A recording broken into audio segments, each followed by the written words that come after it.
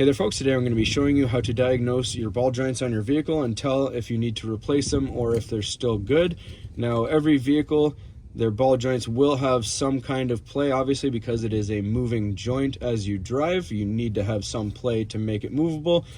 The only question is how much is allowable by the manufacturer to consider it dangerous and how much is okay to consider it still safe according to the manufacturer. So we're going to go over that, and we're going to be using a dial indicator to figure out that measurement and see if we're within manufacturer's specifications. I'm just going to set this up off camera onto the vehicle, and then I'm going to show you how I have it set up and explain and show the demonstration. All right, so for lower ball joints, generally speaking, the magic number is 2.29 millimeters. So if you have less than 2.29 millimeters of play, you're still good. If you have more than 2.29 millimeters of play in the lower ball joint, then it needs replacing. If you're dealing with an upper ball joint, the number you're looking at is 1.52 millimeters. Now, that again means if you're less than 1.52 millimeters, you're good to go and you don't need to replace it. If you have more than 1.52 millimeters on your dial indicator readout, then you need to replace it. So let's go ahead and we're just going to set this up off camera and then show you how we have it all angled. All right, so as you can see, I have a magnetic base on mine and I have it attached just to my brake rotor there. I tried attaching it to my steering knuckle right here, close to the ball joint, but it won't magnetize on that, so no worries. The rotor is bolted down onto the steering knuckle and it will not move, so that is isolating the space between the steering knuckle and the ball joint. You can see the needles touching it right there. So we're just going to show you how to adjust it, and then we're going to pry on it a little bit and see how much it moves.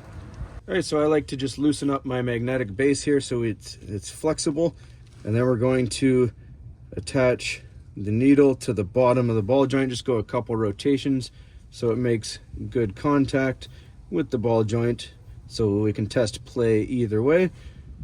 And we got it pretty close to zero. You can actually grab the magnetic base and you can kind of twist it a little bit.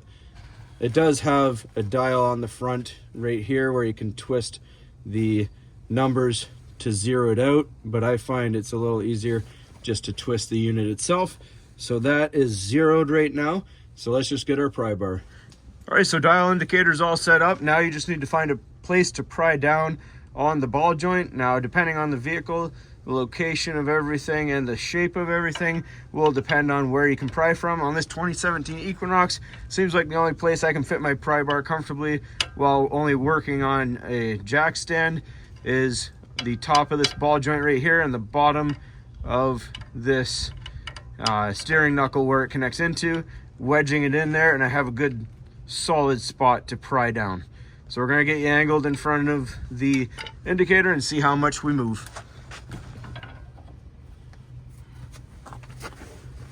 All right, so pry bar is secure and in.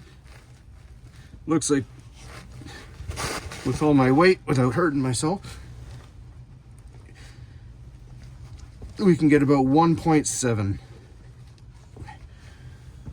So that is within the original 2.29 millimeters for a lower ball joint, so we are good to go. All right, so again, to sum things up, we have our magnetic base attached to the brake rotor, and we come under with the stand, and we have the needle attached to the bottom of the ball joint. We zeroed it out after we pushed down on the needle. We made 3 revolutions of the needle on the face to make sure we had proper contact. If you don't have proper contact, you will get an inaccurate reading. If it's not actually making contact, but you think it is, when you go to pry down on the control arm, it may give a different number to what it actually should be. So again, make sure 3 revolutions, make sure no matter which way it moves, you're gonna see movement in your needle. That's all there is to it, folks. When you're done with it, you have your button to disengage and everything comes free. Just put your wheel back on, torque it to spec. Thanks for watching, everybody. As always, please don't forget to like and subscribe.